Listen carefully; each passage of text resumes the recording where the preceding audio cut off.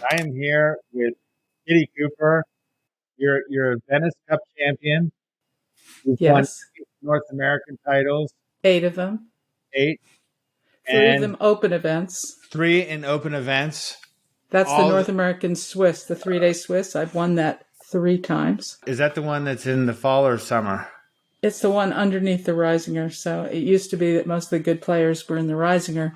The 3 times I won it, there were some pro teams. Now it's gotten really hard to win. But I have won it 3 times, 3 different teams, 3 different partners, 2 different husbands. How many bridge players is Munson? So you're Munson. Is that your maiden name? Munson's my maiden name. I'm half Norwegian. My father was Norwegian American. He was born here, but his dad was born in Kristiansand. And I even have at least 5 words of Norwegian. And my mother was German, half Jewish. And lucky for her, her mother said to her husband, the Jewish doctor, I don't want to raise my daughters in this environment. We're taking that offer for you to teach in Boston. Wow. Because he didn't want to leave. He said, it'll blow over, this kind of. So I have both the Scandinavian genes and the Jewish genes, which are very helpful at being a good bridge player. Anyhow, I've also got tons of seconds. And I think for me, one of the major things was I actually got to the round of 8 in the Rosenblum on a pro team. And I was the only girl, of course, in the event at that point. You mean you were like on a pro team, like there was a sponsor playing on the team? That's right. I actually got hired to play on an open team. Yes, a guy named Bob Binsky. His girlfriend was a big fan of my game, and I was playing with a guy named Larry Morey for about 10 years, trying to break into open bridge. See, my ambition was to win a world championship. Yeah. But once I did that, it was like, what now? And women's bridge was a cesspool back then. I mean, I could tell you some hair-raising stories about switching partners 3 times on some of these teams. I mean, it's just, it's so much better now, I think. So let's go back to the start. So this conversation, I was at a wedding in Virginia where I live this summer, and I ran into a woman named Elsie Thompson, who I know. You're kidding. Yes, You're kidding. Elsie Thompson. Elsie, she was my best friend in 2nd grade. I told her that I love bridge. And she said, I have a great friend who is a bridge player, and that was you. And so I mentioned that in Phoenix, and anyway, we played in the same event. Yeah, I'm sorry. You caught me at a bad time, and I did come up and apologize later, right? But we played in the same event, the mixed Swiss, the last 2 days. And your team came in 2nd, and my team came in 4th. And that's where this conversation, like the idea for me to invite you to be on my podcast happened. You gave me your number. You just gave me your number because I thought you were cute, actually. And so here we are. And I thought you were interesting because by then I'd learned about these podcasts and the movie and what you were doing to publicize bridge. And that's near and dear to my heart to publicize bridge because I'm really worried that our game is going to go away. And I don't like that. Actually at the tournament in Phoenix, I felt it the most that I've ever really felt it. And in part, maybe I won my first event there, and I was sort of like, I was like, are there not even that many people here? Right. And I'm like imagining, because the attrition has really started. Like, I feel like we've kind of gone over the cliff. Like in Reno, for example, there were 46 teams playing in the Vanderbilt, which is, the premier event of the Reno tournament. And when I played my first Vanderbilt in Memphis in 2012, there were maybe twice as many teams. I remember a spin gold with 144 teams, but that was before. I mean, some of that is the ACBL's doing, having the mini spin gold and all these lesser events running at the same time. I mean, there didn't used to be 4 different national events you could enter on the same day. Yeah. And now, and the other reason I think small is older people are much more careful about not getting COVID because it can kill us. for the most part, in my age bracket in the 70s, most of my friends seem to shake it off when they get it because we're multiply vaxxed and it's just a mild flu. But, it isn't worth risking death to go play bridge. You young people, you're going to be fine. But Bob Hammond spent like 8 months or something in the hospital. That was insane. It's scary. Yeah. And we didn't think he'd make it, So I think that's some of it. And some of it's also that some of them have died. The more I did research, the more I learned about you in the process of preparing for this interview. I got excited because not only have you had a lot of success as a player, but you've also been married to multiple bridge players with whom you've won open events with. All true. And so my question to you, I know that you lost your husband, Steve, in March of last year, or 2 years. 2021. We're coming up on the second anniversary. And I never met Henry Beta. And I know they're both pretty good players. Well, Henry was a great expert. Yeah. Steve gave up the game for 20 years. I mean, he was a good player. His card play was terrific, but his bidding was antediluvian. So, I mean, it was really fun to teach him how to modern bidding. And Henry was like a really he won the Life Master men's pairs with Salvador. He was considered a really great player, except he was not that good under pressure. So, he didn't have any team gains to his credit, but he was a wonderful analyst. He wrote for Bridge World. Everybody, back then, everybody knew who he was. But you see, what happened was he taught me to play. Yeah. I already knew how to play, but he taught me how to bid. He taught me more about how to play. And then one day he turned around and he's on this airplane and talking to this guy. They're going to the Nationals. And they introduce themselves to each other. And the guy says, "Oh, yeah, you're Kitty's husband."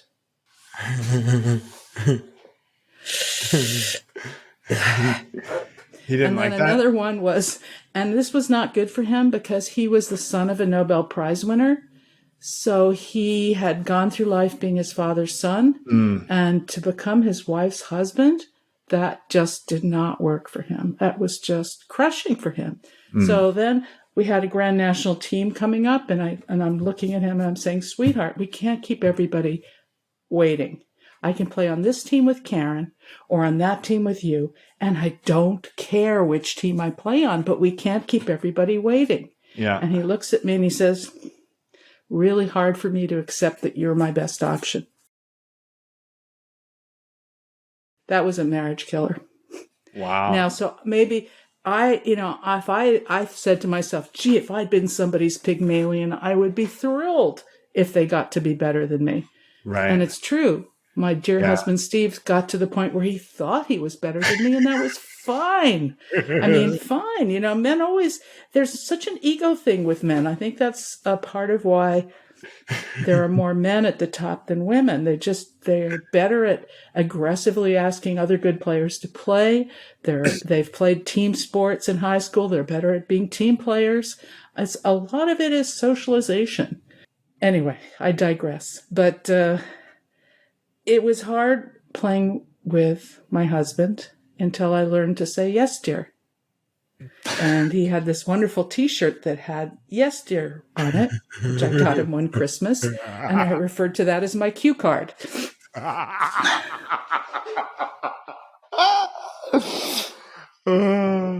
He was a fine player. He's a wonderful player, but he really, he loved to just slash and dash in the bidding. Science was not his thing. One time he's playing with Rob Gordon, who, wanted to play this transfers over one club thing. So is this Henry or Steve? Steve. Okay. Henry had a super memory, super analyst. He just didn't have the right temperament to make it to the very top. I mean, to be a top player, you have to be really good under pressure. You have to not feel it, or at least be able to deal with it. The national I won with Henry, the last match, we were in second, and we really didn't have much chance to win. It seemed we were playing the people who were leading, and we just had this dream match at my table. And it was really, and most of the decisions were in my seat, so that was good. And then our teammates came back and said, we had a great set. And I said, wow, so did we. Wow. And yeah, we were playing with the Truscotts. I don't know if you're too young to have known who Alan Truscott was or Dorothy Truscott, but Dorothy was one of my heroes. She's one of the few women who played in the open trials. She played with B.J. Becker in her day, and she had a marvelous temperament and a marvelous way of being. And I really admired her. And I tried to model myself a little on that. And even when she was old, she played pretty well. And we had her for our captain when we went to the Venice Cup and won it. But she and Alan were Henry and my good couple friends. We used to summer with them up in the Adirondacks. And so we were, this was like a social team. And whoa, we won. But I really liked the Truscott. And Alan was so funny.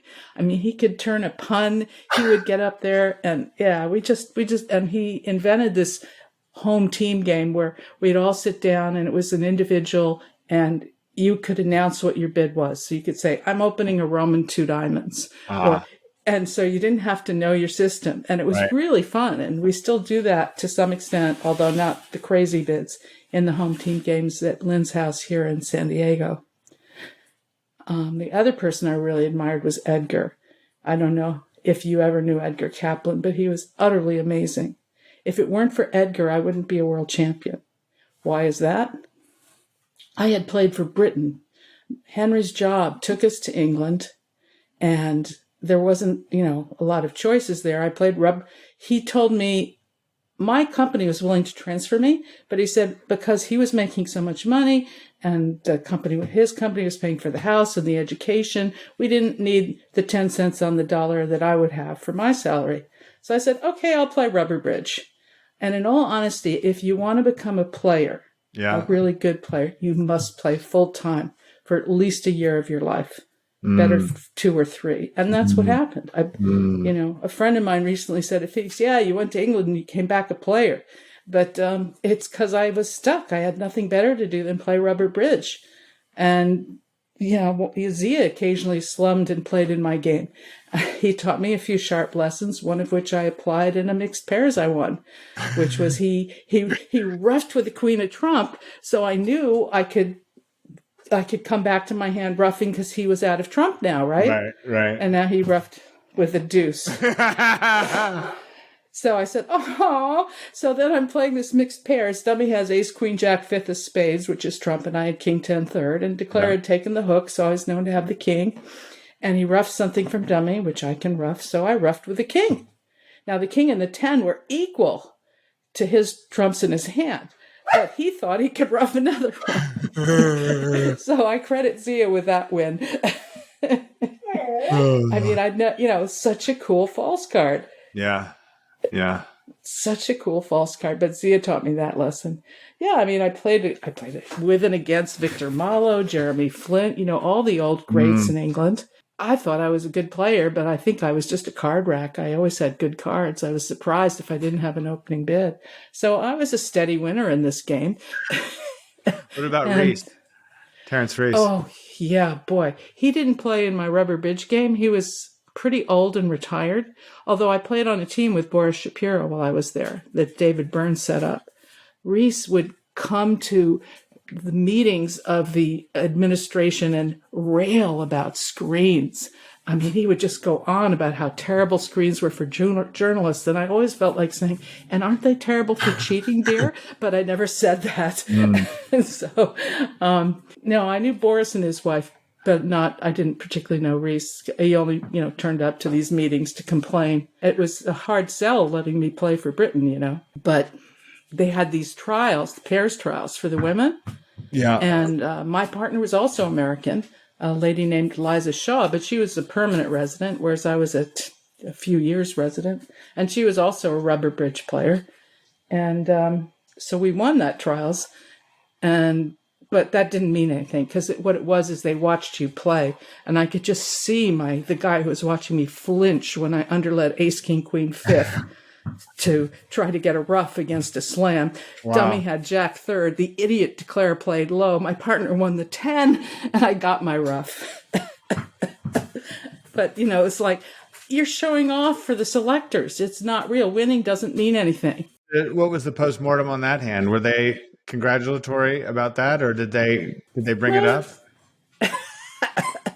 You I mean, idiot! that's pretty How could sexy. you underlead the ace king queen? You idiot! How could you not play the jack? That's pretty sexy. Like, Yeah, wasn't that sexy? absolutely. Yeah. Very sexy play. But so what they did is they created a squad of like, I think 6 pairs that they were considering. The British ladies team had 4 pairs, had 2 pairs that were marvelous. Sandra Landy playing with Sally Horton, one of the best female pairs in the world at the time. Nicola Gardner Smith, one of the best players in the world at the time, playing with Pat Davies. And they'd already won, I think, 2 world championships for England, but they kept looking for a new third pair. And I think it was kind of a hard sell that the new third pair would be American. But we were just so much better than the other pairs. So what they did to finally decide among these pairs was they took the other 3 best pairs and put them on a team together to play in the Common Market Championships. Now, how's that going to work? These 3 pairs are competing with each other. Are they going to be good teammates? No. And they sent me and Liza to go play in the mixed teams. And I was playing with Barry Regal, who I had a partnership with at the time. And she was playing with Peter Chernesky, who was Barry's regular partner. So we went to some warm-up event in the Netherlands, and we won that and won a lot of money, and that was fun. We were counting our money on the train, and we won the mixed teams. And they finished like 9th. So what could the selectors do? But do you know what? When I stood on the stage to get my medal, they played My Country 'Tis of Thee. Who knew that was the same tune as God Save the Queen? Did you know that? I didn't know that. It was kind of a shock. So you won the Venice Cup, though, on an American team, right? Yes, and that was the problem. Is then we played on the British ladies team on the 1987 European Championships. In those days, only the top 2 teams qualified, and we finished 3rd. So we didn't qualify. You played But on in the those days, English team with Nicola and Sandra Landy and those people. Right, and me and Liza as the 3rd pair. It's called the 3rd pair. And we, oh gosh, that's another horrible story. With 3 days to go, or with 2.5 days to go, our captain came to me and said, okay, the lead pairs are rested enough. You're out for the rest of the event. Now, how do you think that made me feel? So we went out to dinner, and I think I had an entire bottle of wine. And we're sitting there in the window of this lovely little restaurant, drinking wine and having a wonderful time. And along comes our coach, Gus Calderwood, rapping on the window. Pat Davies has a migraine. You have to play. I just drank almost an entire bottle of wine. This was not a good idea. And we were playing Iceland. We needed to, now, I know Iceland has good players now, but back then we needed the Blitz to stay involved in the event. And there I was going to have to play. I was very drunk. I was. Yeah. And I made several doubles I probably wouldn't have made sober. Fortunately, they all resulted in plus scores, but I was kind of loose. I had 2 women. One of them was Boris Shapiro's wife on each side of me, holding me upright in my seat. And coffees were being delivered to my table the whole time as I'm trying to play bridge. Now, it might have made more sense for Nicola to have played with Liza, considering the condition I was in, but we actually did okay. But it was scary, and I've never gone out drinking assuming I wouldn't play again. I mean, because you never know what might happen. It was a rude shock. I don't think I played my best, but I don't remember.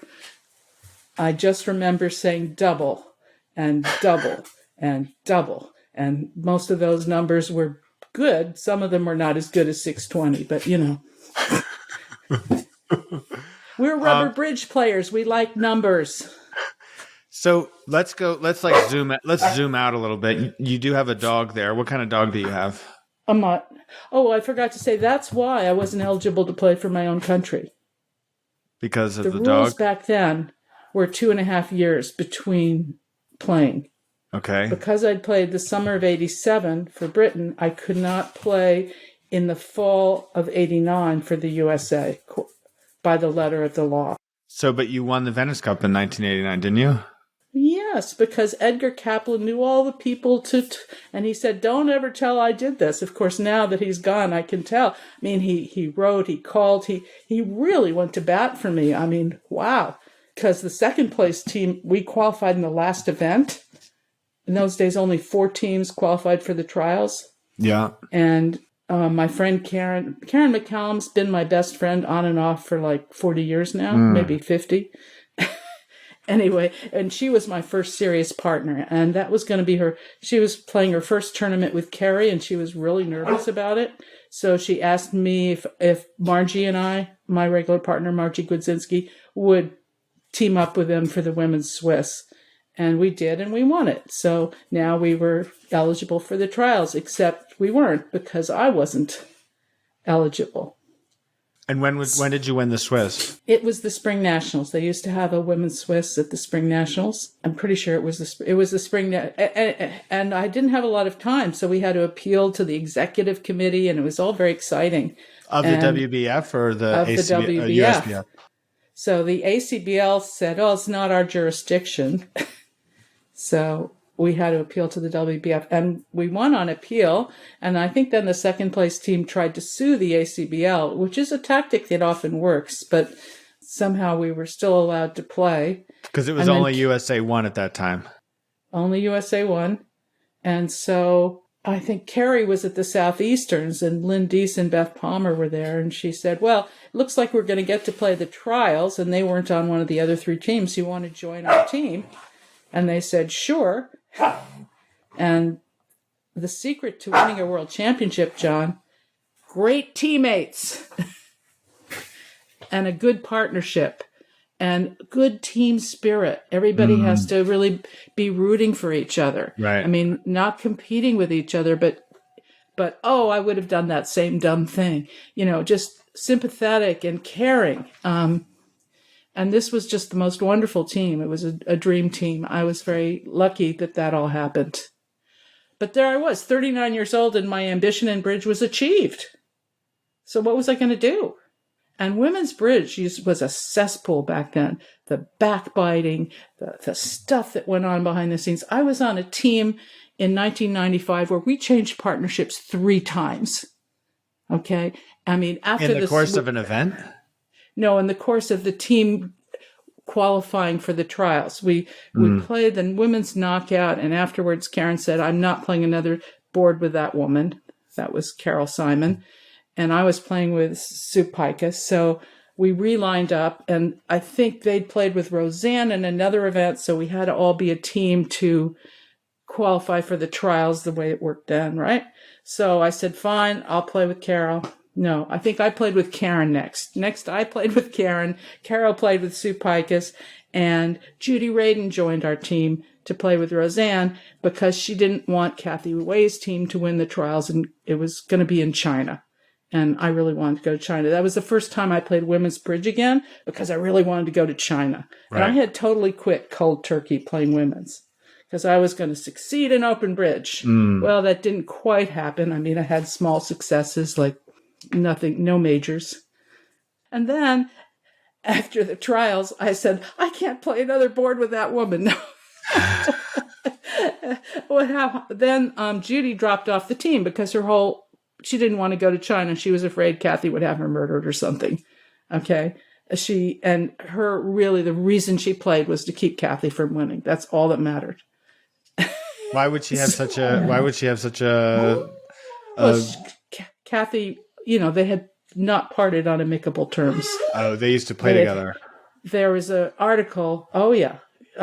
Judy was her pro, and there was an article that insinuated there was more to their relationship, that there was a prenup. I mean, it was really, it was not good publicity for bridge, and a lot of anger between the two of them. So naturally, the team wanted to replace Judy with Carrie. Sanborn. Yeah, because she had a partnership with Karen. And Karen wasn't sure she wanted to do that. She wanted to play with Lynn Deese, who she'd never played with. And we just said, no, you have a partnership with Carrie. And so she played with Carrie, and we relined up yet again. But all these partnership changes, that is not good for a team. And we only finished second. We lost to the Germans in the final. And part of that was because Karen had pneumonia. And we didn't know that. She got really sick, and so she hardly played. That was our lead pair, really, and have her sick. That wasn't a good thing. Was Sabina on the German team Yes, that beat you? I played against her. Because Yes. she's had a lot of success in open bridge. When I played with her against them, I first met her in Australia, and there was this famous hand where they played like in a doubled cubid and so lost in the semis. But they were like children then, and got to know them a little. And then in China, they played really, really well. Yeah, I think one of the keys to having success in open bridge as a woman is being A, willing to play open bridge, B, having a good partnership, C, having the killer instinct, being... It's a way of being that women are not trained into. We're not socialized to be winning bridge players, in my opinion. That's just my opinion. It's interesting because I was talking to somebody recently about finishing fourth in the mixed Swiss, and I was saying that because the field, half the field is women, that it levels the playing field. And I was explaining to that person that the best pairs, generally speaking, in bridge are male partnerships with other males. Like those are the strongest pairs, generally speaking. The person was asking me why that is, and I couldn't really articulate in a way, but like I know it's true. Like I know that it's hard to say without disparaging women. So I appreciate what you're saying. But one of the reasons is because the top players before everything became pro, they wouldn't play with a mixed pair on their team. Back when Carrie and Barry Crane were one of the best pairs in the country, they couldn't get good teammates.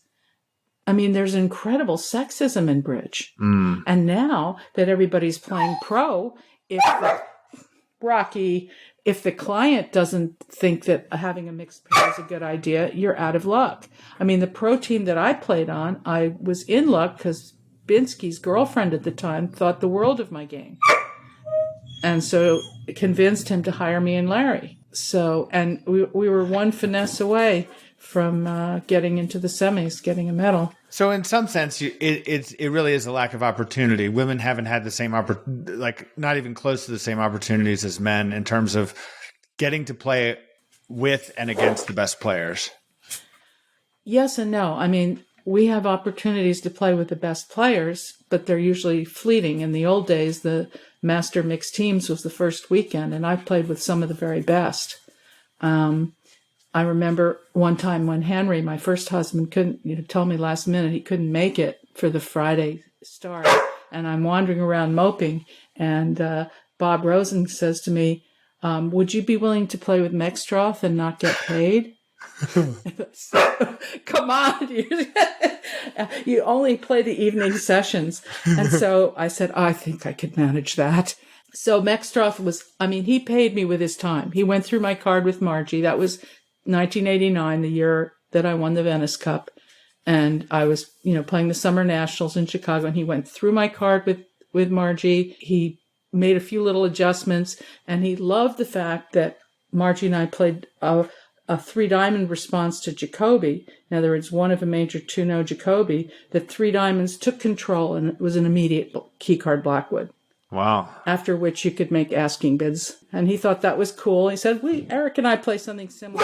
Well, the third board out, he opened a spade. I bid 2-no trump. He bid 3 diamonds. 15 asking bids later, he was able to bid 7-no trump and win the board. The other table played in 7 spades. Which didn't make. I was very impressed. Which did not make. Oh, it was cold. They were both cold. But, board a match. Oh, it was 7-no trump. Board a match. So I was really impressed.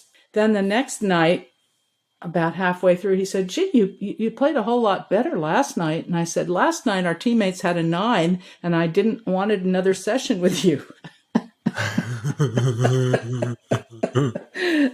So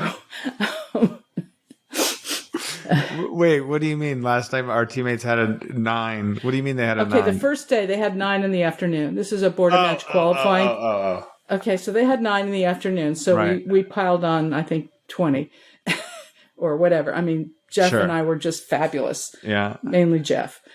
And I just sat there with my cat and with my catcher's mitt and did all the things I was supposed to do.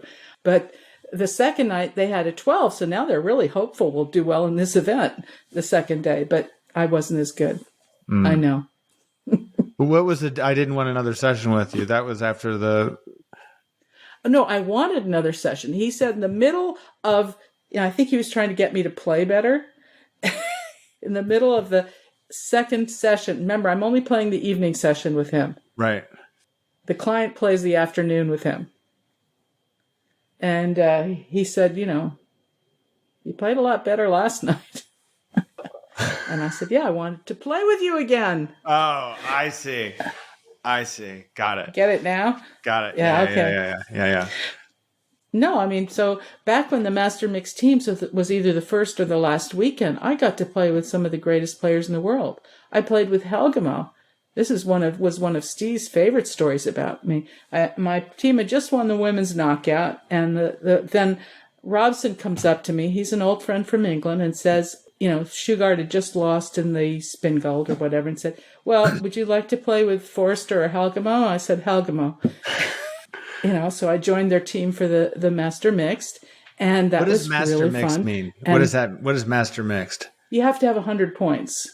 My first Master Mixed teams, I had just won my 100th points, and I was so excited that I could play in it. Got it. All right. And it's a border match, and it was a premier event back in the day. So I'm playing with Helgamo, and after about the third round, he says, Kitty, when you play with me, you don't have to hog all the hands. If you could play with Helgamo or Max Droth, again, who would you play with? Max Droth, I understood his carding. Helgamo likes to play attitude, except in a cash out, and I just got a few defenses wrong. It was just too hard. Then I played with P.O. Sunderland one year, and he plays count. And I said to myself, no wonder he's such a slow player. If you have to figure everything out from count, that's misery. I like to play attitude, suit preference, count, whatever's right in the situation, which means my partner has to be thinking the way I'm thinking. And in fact, I'm leaning more and more suit preference these days. There's just many more suit preference situations than people realize. But I give almost no count. I mean, count? Okay, if she needs to duck her ace, I'll tell her how many I have. Or dummy is entryless, I'll tell her how many I have. But that was hard.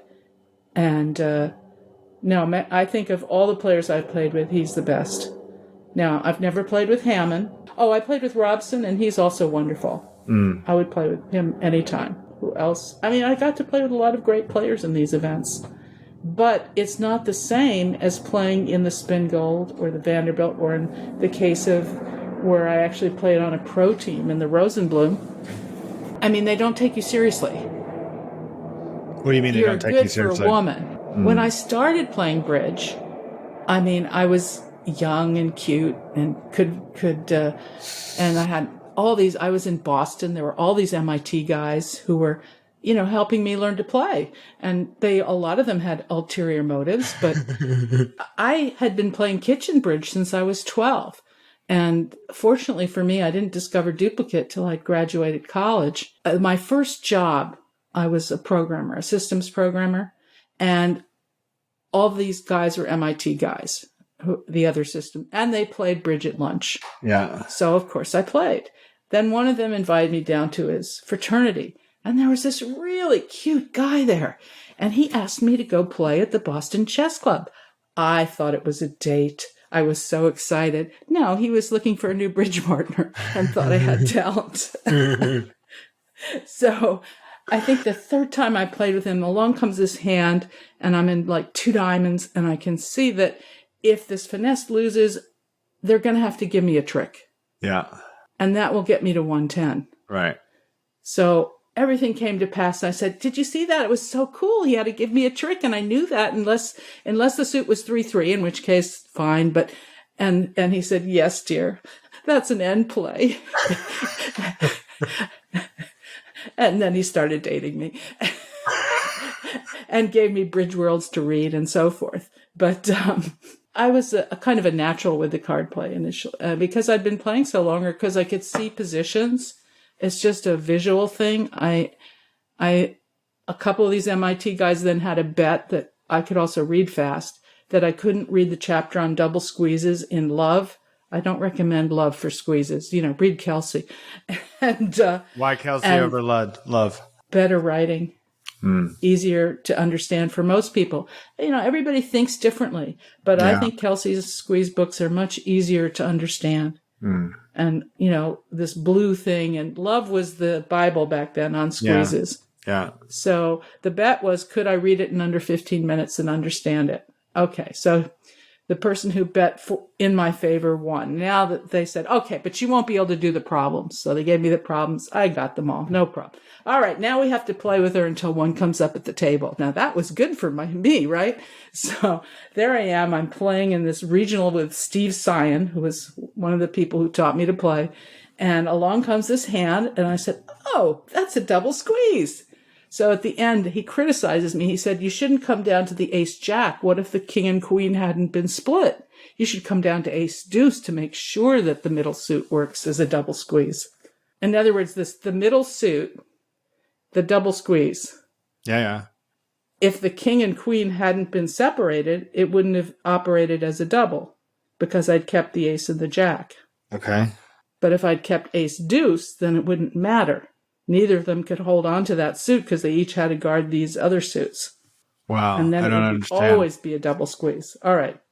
You have ace. So your options in the double squeeze suit are to keep the ace and the deuce or the ace and the jack.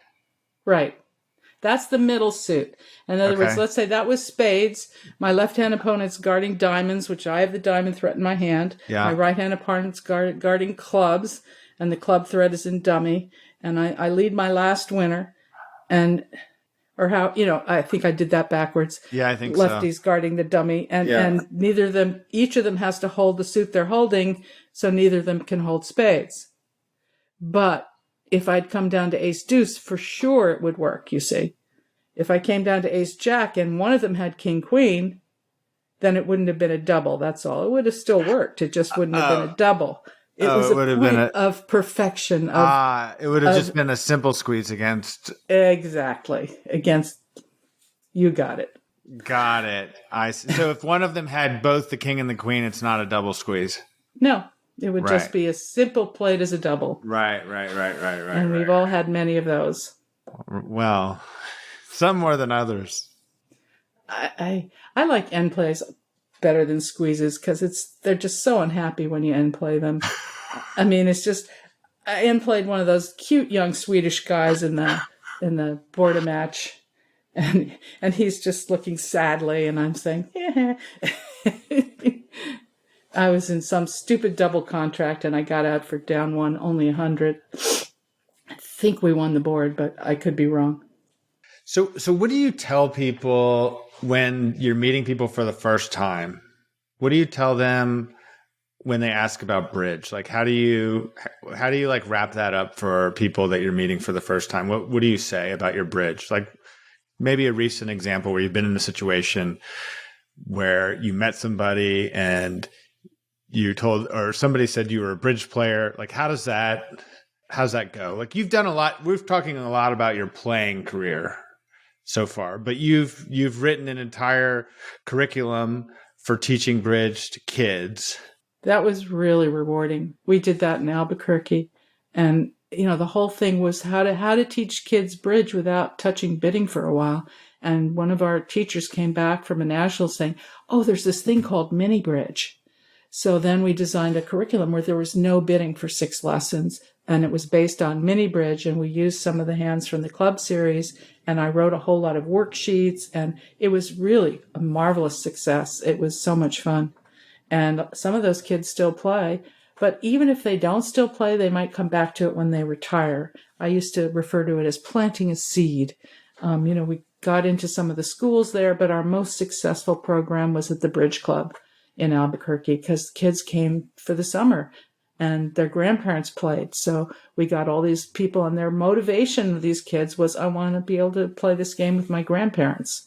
And we had a really fun time. So I don't tell them any of this because people, they don't.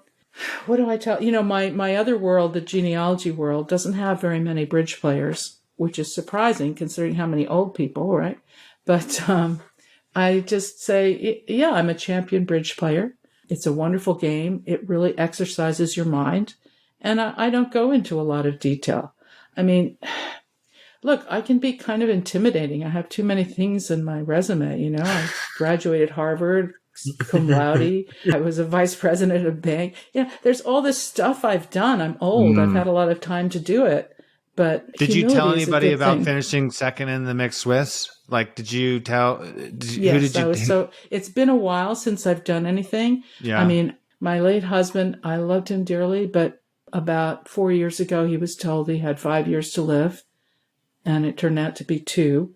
It was 2019 when he was told he had 5 years to live. And, that's not a lot of fun to learn that. And so I just didn't play bridge at all, really. And then came the pandemic. The rest of you worried about being isolated and playing online. I'm worried about getting into ERs with my husband. I'm worried about getting him the care he needs because he's dying. Right. And that's not fun. I mean, one time, the day after Christmas, he couldn't get, we used to do the Saturday crossword in the Wall Street Journal, and he couldn't get a single word. So I knew we were in trouble. I mean, I had to bully my way in saying he can't speak for himself. And it's really fun when you go into the ER and they ask him, well, who's president? Reagan. What year is it? 1920. Okay. Yeah, I guess we're not all there. Was that meds or was that was just... No, it had gone to his brain. It had gone to his skull. But and the other problem was it had gone to his bone marrow. So a blood transfusion would always fix him for a while, but I don't think they got tired of that. I mean, because he was dying. And anyway, I don't recommend watching a loved one deteriorate. It is not something, it's a tough experience. And so bridge just didn't matter. I mean, I had given up serious, playing internationally pretty much after I married him because I liked playing with him and I'd achieved my goals already and it just didn't seem important and he wouldn't fly. That does cause problems. We did play in Philadelphia, but he wouldn't fly anymore, not after 9/11. I did go to Norway to play the Europeans there because it was an opportunity to go to the farms of my ancestors and meet my cousins. And, being a genealogist, I've done all this work and I know my 3rd, 4th, and 5th cousins in Norway. And it was really a wonderful trip. Did he go with you on that trip? Ha! He didn't fly. No, literally. I went without him. That was before he got so sick. That was in 2015. Can you talk to me more about, you met him at a bridge tournament? You'd met him before, maybe in the 70s or something, but then you got married in the 2000s. He was playing with my friend Karen McCallum. They played some bridge and they shouted at each other across. I mean, you could hear it all the way across the room. In those days, there was no ZT. I mean, we all shouted and yelled and behaved horribly. I mean, those are the days of Al Roth, who, the things he said to Barbara without ZT would get him barred occasionally. He was such a character. And I knew him vaguely, but I didn't, he wasn't part of my crowd. He was part of the West Side Bridge crowd, and I was the East Side Bridge crowd. So New York City we're talking about here. Very good. Yes, we were both in New York City. And I was engaged to marry Henry anyway, and then did marry him. So I didn't really know Steve. And then Steve won Novice Player of the Year in New York the same year I won it in Boston. So that was kind of a cool thing. That's like a Minnie McKenney sort of thing? He would have won the Minnie McKenney nationwide, I think. But I won it in my local area. And there was this big trophy, and it was cool. And I just, had a whole group of wonderful people in Boston who I didn't realize how lucky I was. We had this nexus of wonderful players, many of whom are quite famous today, like Chip Martell and Mark Jacobus and Bart Bramley and Mark Feldman. Did Martell go to MIT? Of course. Mark Jacobus didn't go to MIT, did he? He went to BU with Steve Sion. They were the BU part of the crowd, but we all played at the chess club. But Bramley, Lou Reich, Chip, Mark Feldman, they were all MIT guys. And there were other MIT guys, Kenny Lebensalt, who most of whom were gone by the time I was getting started. So I had tremendously good influences, but it was fun. I always had a regular job and a career, except for that time in England. What were your stakes? What kind of stakes were you playing in England? I played in the 5-pound game. Now that's 5 pounds per 100. So that was not a small game, but I got cards, I won. So what did it matter? Right. Yeah. And, one time sometimes they would play, somebody would want to play for 10 and then your partner would have to take your action. So I'm playing with Jeremy Flint and someone the other pair wants to play for 10 and Jeremy's hemming and hawing because he's never played with me before. And his wife at the other table, Honor, who had played with me the day before, said, I'll take her action. So Jeremy perked up because if Honor thought I could play, then obviously I could play. So he was much happier then. Oh yeah. And Victor Malo there were some people. I remember when I finally met Kelsey and he just wasn't anything like I imagined him, to read his books, he's just brilliant, erudite and wonderful. And then in person, he was kind of, maybe he'd gotten older. What about Victor Malo? He was very amusing. Yeah. Yeah. I didn't know him well. Karen knew him pretty well. You really should do Karen McCallum sometime. She lived in England for a while too. I agree. I've had dinner with her. I had dinner with her in Providence with my teammates, and she's good buddies with Jovi and Sasha, yes, who are my teammates in Phoenix as well. And I really like her. We were really close friends. She was my first serious partner. I remember I'm playing with her in a women's pairs in New York when we each, when we're still very newcomers. Somebody comes to kibitz us with 2 rounds to go. And I said, don't bother. We've already won this. I was right. And Karen said, so we can get 4 zeros? I said, I think so. So she promptly got one just to see if she could prove me wrong. We had a love-hate relationship. We loved each other, but we would fight. It was like being sisters. When you say serious partnership, what does that entail for you? Notes. Yeah. Discussions, agreements. We played my first women's knockout. She was my partner. I had no idea how competitive we were in the world of women's bridge. And we kept beating these good teams. And finally, there we are in the semifinals on a 4-person team falling asleep. And we had this famous 1 spade pass 1 spade hand, which was written up in Truscott's Grand Slam book. She didn't see my 1 spade, so she opened 1 spade. And I think it was the first time we'd ever played behind screens. And there was a big brouhaha, and the director was called, and he made apparently a bad ruling because the other team appealed. Karen was told she had to, so she finally shrugged her shoulders and bid 7 spades.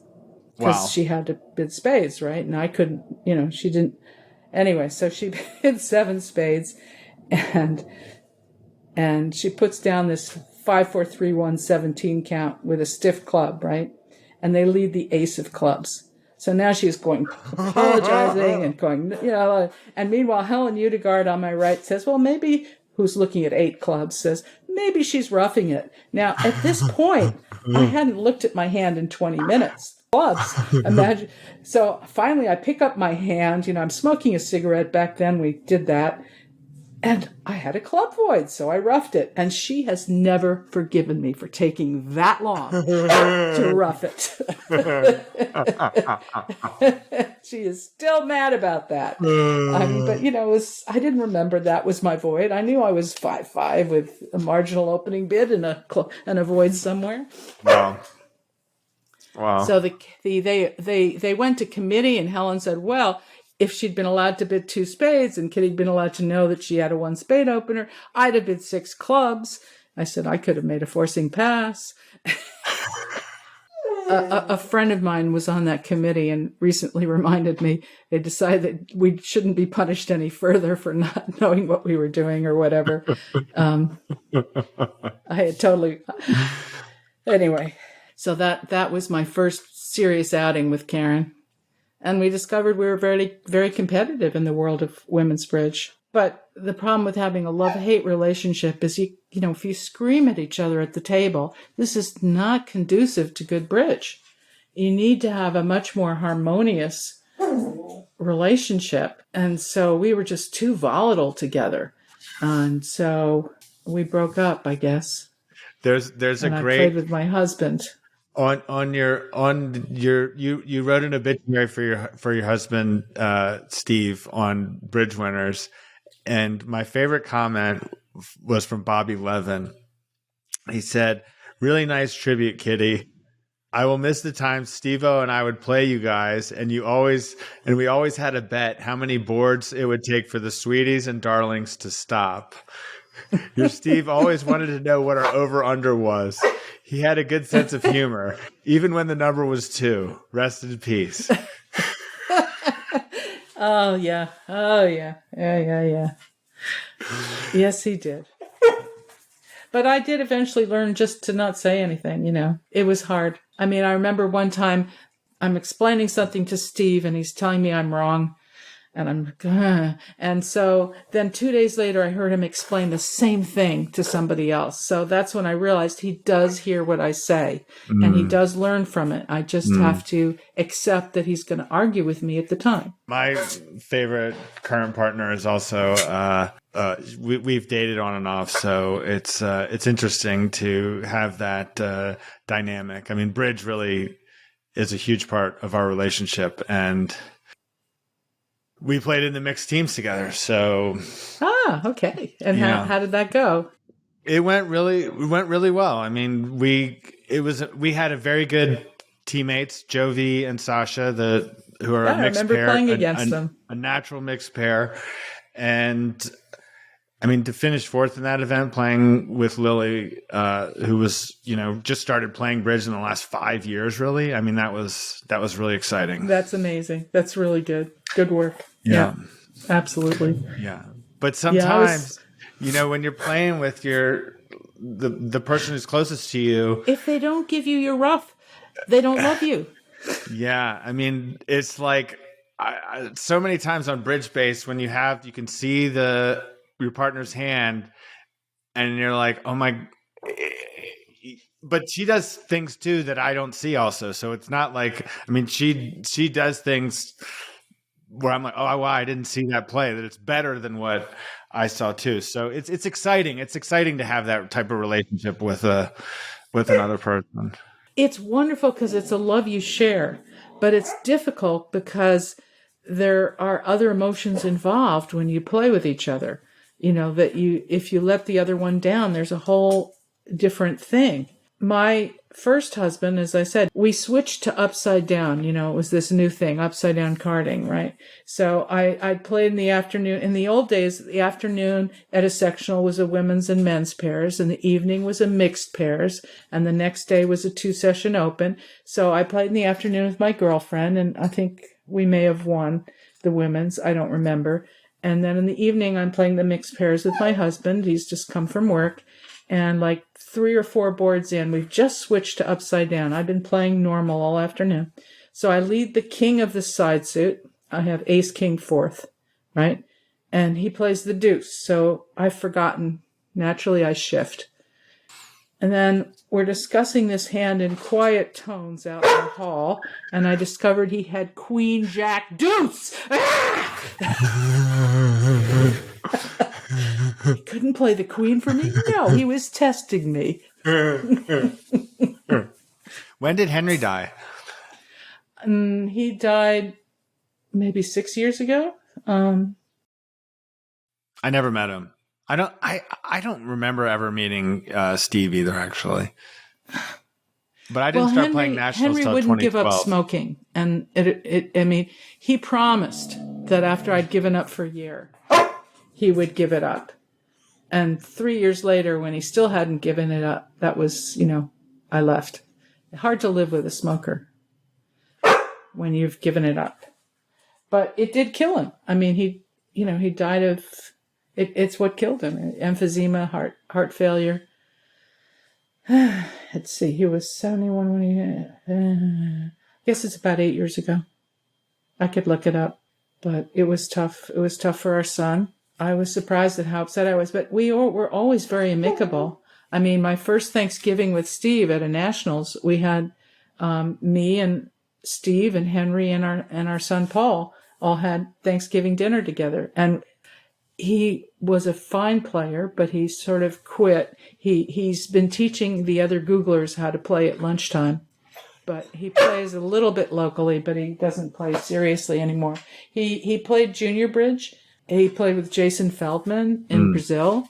And it's funny because I play with Lynn Feldman now. Right. And I had the same accident with Lynn that he had with Jason. Apparently on the West Coast, when you play upside down carding, it's original count.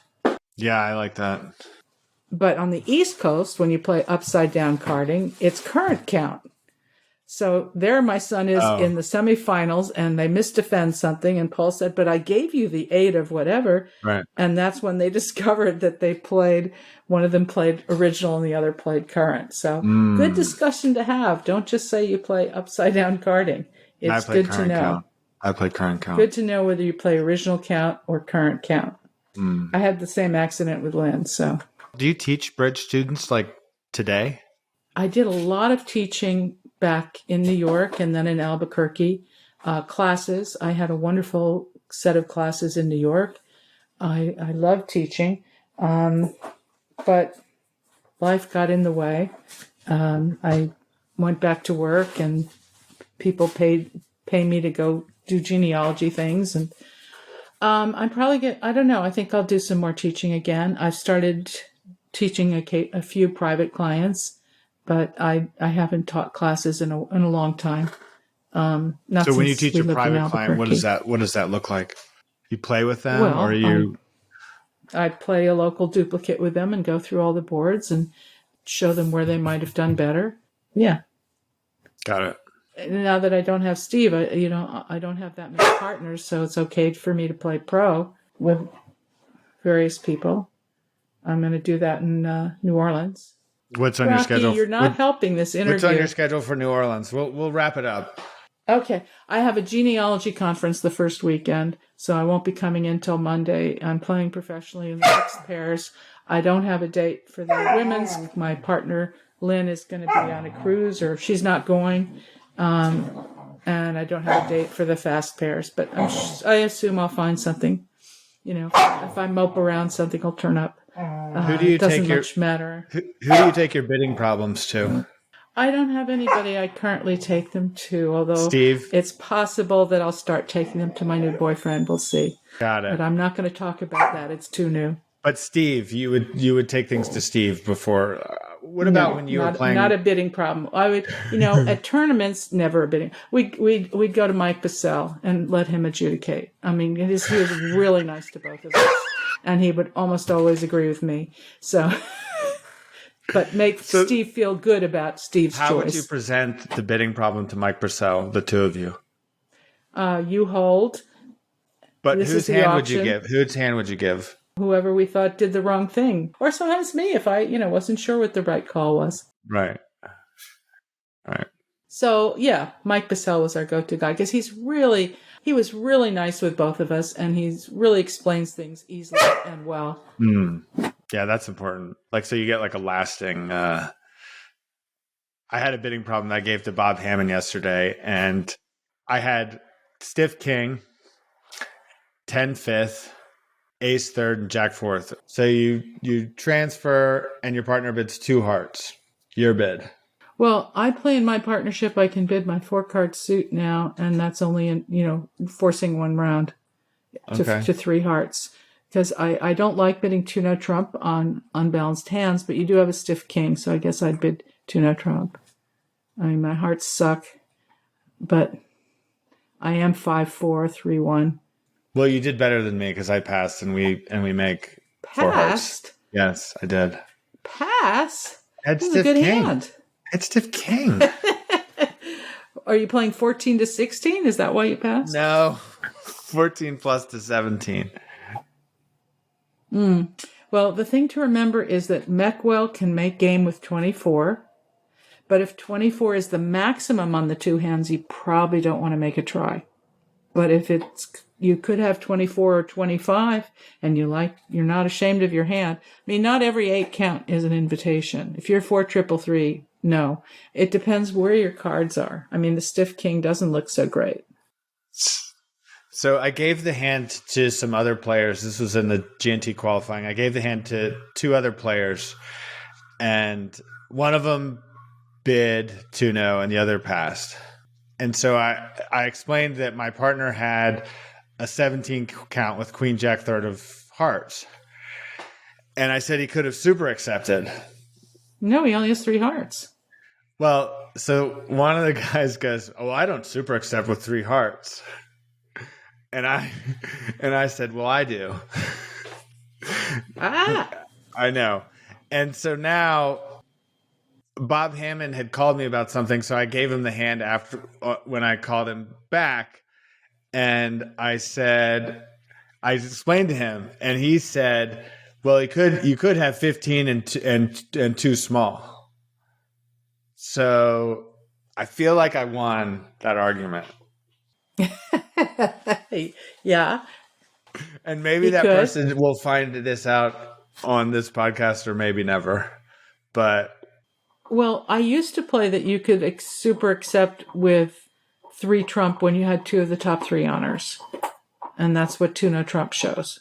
Because sometimes, and that's a Karen McCallum thing, sometimes they're 9 tricks when they're not 10, just because there are 5 tricks in that suit. And that's actually not a bad way to play. I know, your partners always have minimums. No, I mean, it was... I think I think I could tell when my partner saw the dummy, you know.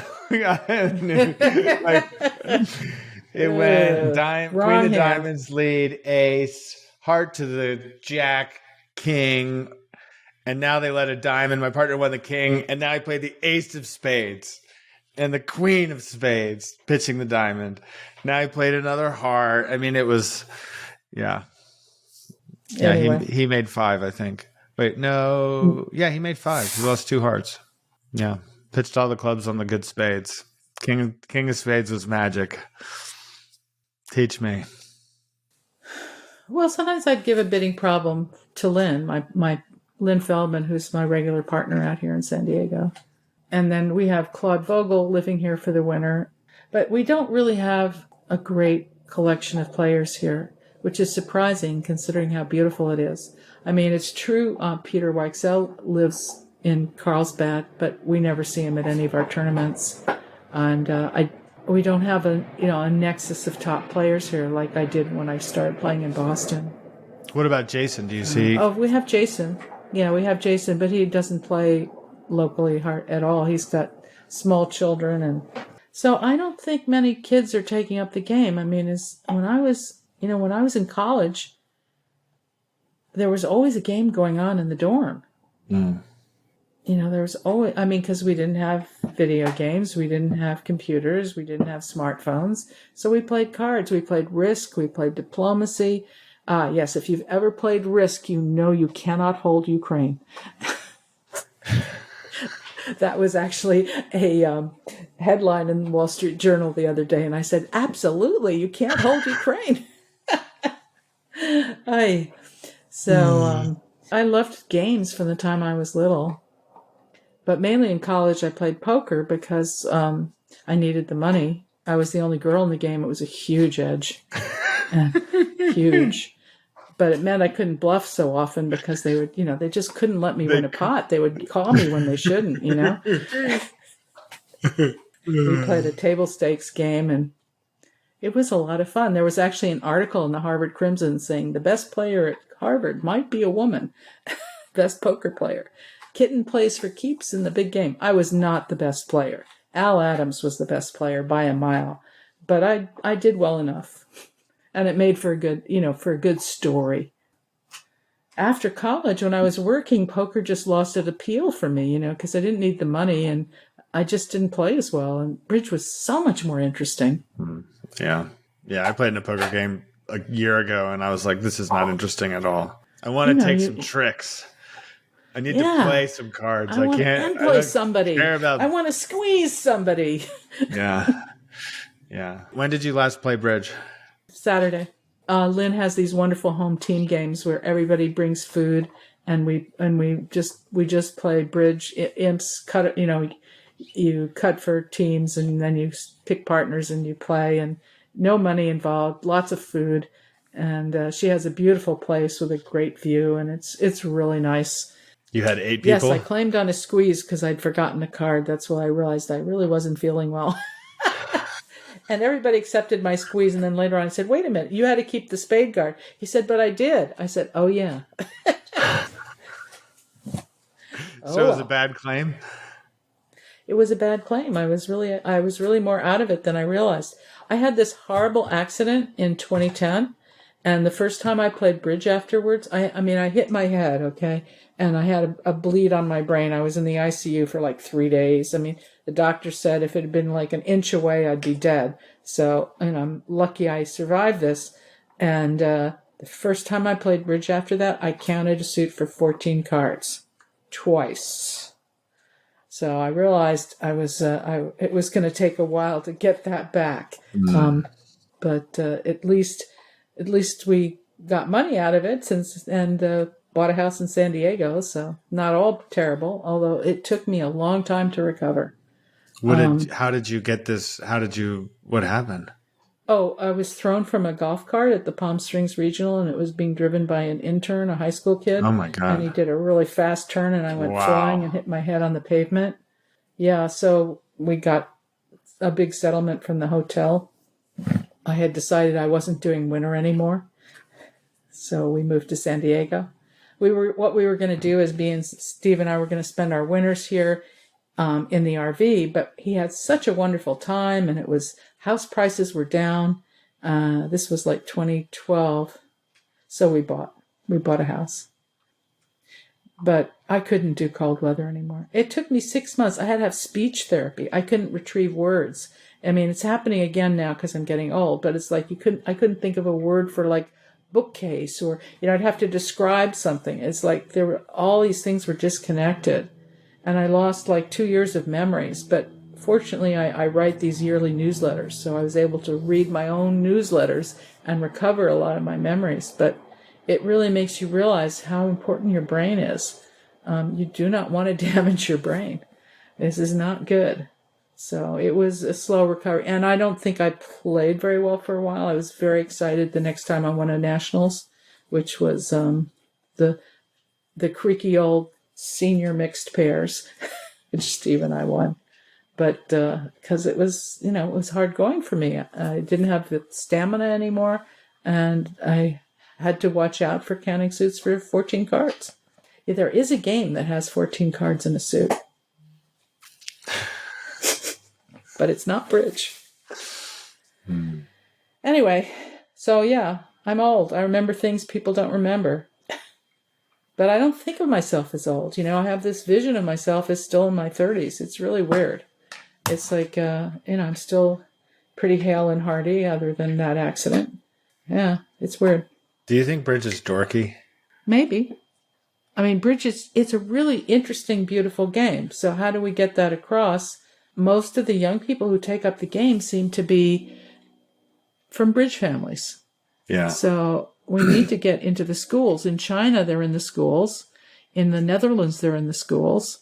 And the selling point to get into the schools is it teaches critical thinking and that their test scores will go up. So if that's important to a school to have their kids get good test scores, the way I would go in, you get a math teacher or a science teacher, best a math teacher to sponsor you, and they let you teach a class or you teach the first class, and the kids have a wonderful time, and the math teacher doesn't have to teach that class. Usually towards the end of the year when they finish, the smart kids or whatever. And it worked pretty well. Maybe I'll get back to it. It makes me feel good when people come up to me and say they use my materials still. I've lost my mojo for that, for teaching people bridge. I want them to learn, believe me. Like, I can't even begin to tell you. But it's like, oh. Yeah. You have to celebrate the little triumphs. I will tell you that Double Dummy, the film that I made that you asked me about over email, you had posted about the film on Bridge Winners a long time ago. I was going through some of your Bridge Winner articles. Oh, I did? Okay. You had posted about the film, maybe that we were looking for. The title was Lost in the Shuffle was the working title. And you made a post maybe asking for a name. And anyway, the reason I'm bringing this up is it's going to be available for anybody on the PBS website starting on the 14th. Awesome. January 14th. I will put that in my blog. So, okay. Yeah, that's the deal. We have to do some things Thank you for doing that. Well, I just hope that, I just want people to see it and thank you. I appreciate it.